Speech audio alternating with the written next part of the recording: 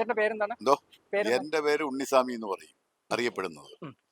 രണ്ടുപേരും കിട്ടക്കെട്ട നിൽക്കുന്ന ഒരു പരുവമാണ് ഇപ്പോൾ കാണുന്നത്. ഞാൻ ഈ പത്തനാപുരത്തിന്റെ എല്ലാ ഏരിയയിലും പോകുന്നവനാണ്. ഓരോ വ്യക്തികളെ എനിക്കറിയാം വ്യക്തിപരമായിട്ട്. ഉം. ഞാനൊരു ജ്യോത്സ്യരാണ്, എന്നെ എല്ലാവർക്കും അറിയാം. അതുകൊണ്ട് അപ്പം കിട്ടക്കെട്ട നിൽക്കുന്നു ഗണേഷ് കുമാറും ചാമക്കാലേ. ചാമക്കാലി. ഉം. ഞാന് ഒരു കോൺഗ്രസ്സുകാരനാണ്.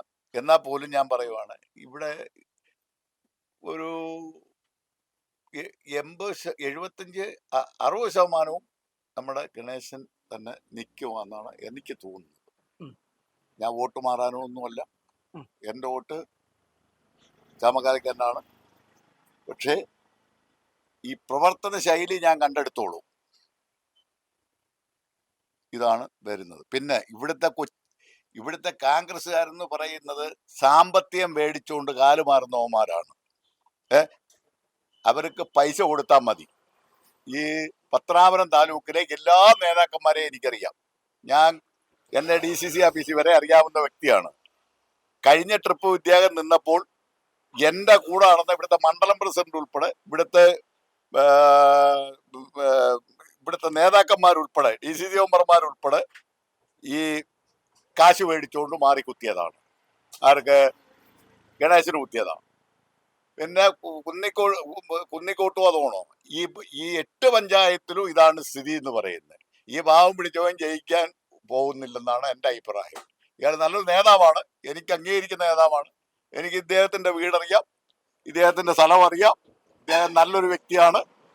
പക്ഷേ ഇവിടുത്തെ നേതാക്കന്മാര്, കോൺഗ്രസിന്റെ നേതാക്കന്മാര് കാശ് മേടിച്ചുകൊണ്ട് മാറുന്ന പ്രവണതയാണ് കാണുന്നത് മൊത്തം.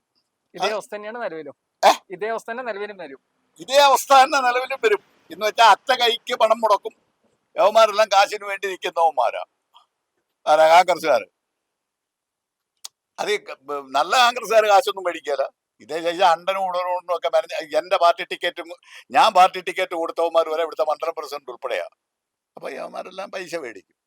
അങ്ങനെ പോകുന്നേ അല്ലാതെ നല്ലൊരു വ്യക്തിയാണ് ചാമക്കാലം. അത് എനിക്ക് വളരെ വിശ്വാസമുണ്ട്. ഇതെല്ലാം ഉള്ളവനാണ്. ചാമക്കാലം മോശപ്പെട്ട ഒരു ആളല്ല. പക്ഷേ എന്ത് ചെയ്യും, ഇവിടുത്തെ കോൺഗ്രസ്സുകാർ തന്നെ ഇങ്ങനെ തോപ്പിക്കും അറ്റ കൈക്ക്. ഇങ്ങനെയാണ് ജനവിധി ഗണേശന് അനുകൂലമായി തിരിയുന്നത്. ഒറ്റ രാത്രി കൊണ്ട് മാറും. അപ്പൊ ആരെയും കുറ്റം പറഞ്ഞുകൊണ്ട് കാര്യമൊന്നുമില്ല ഇതിന്. ഇത് ഇവിടെ ഈ പരിസരത്തേ ഉള്ളൂ ഇത്രയും കോൺഗ്രസിന് ഒരു അനുഭവം വരുന്നത്. എന്ന് വെച്ചാൽ എനിക്കറിയാം, പത്തനാപുരത്ത് യൂണിയൻ നേതാക്കന്മാരൊക്കെ ഉണ്ട്. ഈ നമ്മുടെ ഇവിടെ തോട്ട തൊഴിലാളികളൊക്കെ ഉള്ള നേതാക്കന്മാരുണ്ട്. അവനൊക്കെ പൈസ മേടിച്ചോണ്ട് പിരിയും. കഴിഞ്ഞ ട്രിപ്പ് ഇങ്ങനെ പറ്റിയത്.